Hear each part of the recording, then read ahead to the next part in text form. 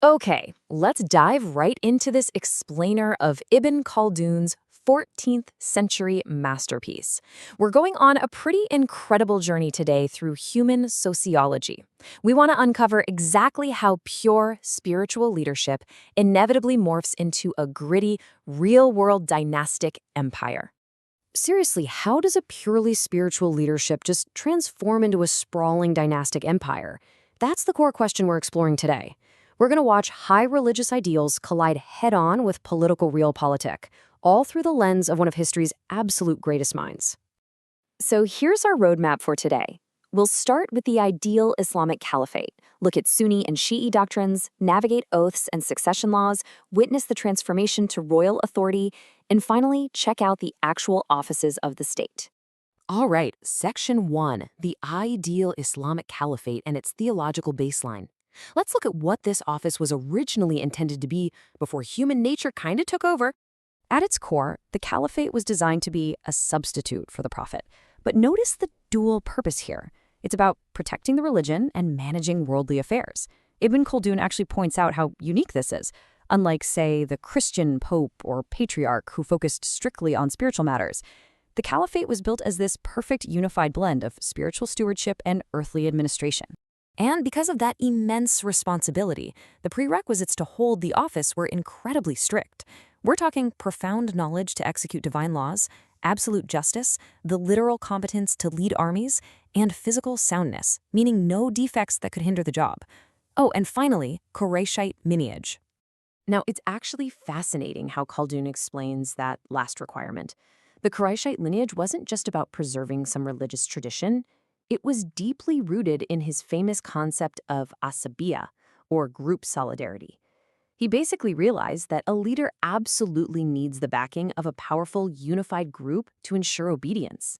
Without that tribal muscle, even the most pious leader couldn't hold society together. Moving on to Section 2, Sunni and Shi'i doctrines, the theological divide. Let's see what happens when unified theory meets differing human interpretations. So theory met its first major historical divergence right here. On one side, we have the Sunni doctrine, which maintains that leadership selection is based on community consensus and the competence of the leader. But on the other side, the Shi'i doctrine asserts that leadership isn't about consensus at all. Instead, it's about divine appointment and infallibility, strictly flowing through the specific lineage of Ali ibn Abi Talib. Historically, the Shi'i doctrine of the imamate branched out to adapt to different realities. Starting with Ali, the line continued down to Ja'far al-Sadiq, and after him, we see a major split. One branch follows the Ismaili line, which developed the concept of hidden imams who operated in secret when they locked military power. The other is the Twelver line, which awaits the return of the Mahdi. It's just a fascinating look at how theological lines evolve over time. Okay, Section 3, Oaths and Succession Laws, the mechanisms of power. Because, how do you actually transfer all this immense authority without tearing society apart? Well, that brings us to the Bay'ah, the Oath of Allegiance. Back in the Prophet's time, this was just a simple, literal handshake, a physical contract pledging obedience, even in times of hardship. But watch how human nature creeps in. Over time, that simple handshake evolved into grand royal rituals, like kissing the ground or the ruler's hand, heavily resembling the ancient Persian kings. And then there's the law of succession. To avoid the absolute chaos of a power vacuum, designating an heir became a practical necessity. The ruling imam assesses the needs of the community, designates an heir to prevent future conflict, and then the community formally pledges their allegiance. Khaldun points to Muawiyah appointing his son Yazid, not out of pure nepotism, but as a calculated move, leveraging group solidarity to prevent a bloody civil war. At the end of the day, order just had to be maintained. Which leads us to Section 4, Transformation to Royal Authority, from theory to reality. This is the crucial turning point where high theory crashes head-on into human ambition. Enter the concept of Mulk, or royal authority. Mulk represents rule driven by force, wealth, and worldly group solidarity rather than purely religious mandates. It's literally the exact moment when leadership shifts from being a humble stewardship to a dynastic kingship, maintained by the sword and statecraft. Khaldun cites a very famous prophetic tradition here, which says, "The Caliphate after me is 30 years. Then it will revert to biting kingship." I mean, that perfectly encapsulates the inevitable decay of religious idealism. A pure religious focus simply cannot last forever against harsh, pragmatic political reality. It's human nature at play on a grand scale. We can actually track this sociological shift in three distinct phases. Phase 1 was the purely religious caliphate. Phase 2 was a hybrid era, where religion is respected, but worldly power and Arab solidarity really drive the state. And finally, Phase 3, pure royal authority. This is where the title Amir al-Mu'minin, Commander of the Faithful, loses its true weight.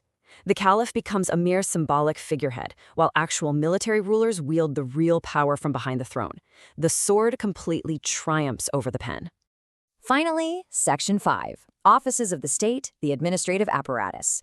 When the state reaches that level of pure royal authority, how is it actually managed day to day?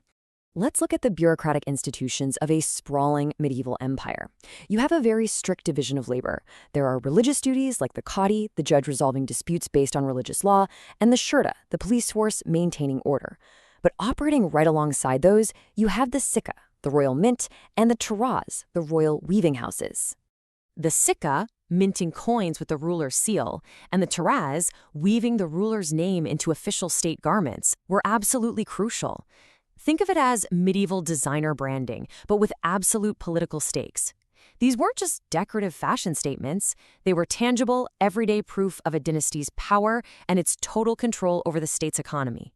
It was branding and legitimacy all rolled into one. We've covered a massive journey today, going all the way from pure spiritual leadership to bureaucratic dynastic rule. To wrap up this explainer, I want to leave you with a provocative question. How do Ibn Khaldun's 14th century observations apply to modern political movements today? Think about it. Do we still see the echoes of ʿasabiyya and the drift toward Mulk in our contemporary governments? History, it seems, has a pretty fascinating way of repeating itself.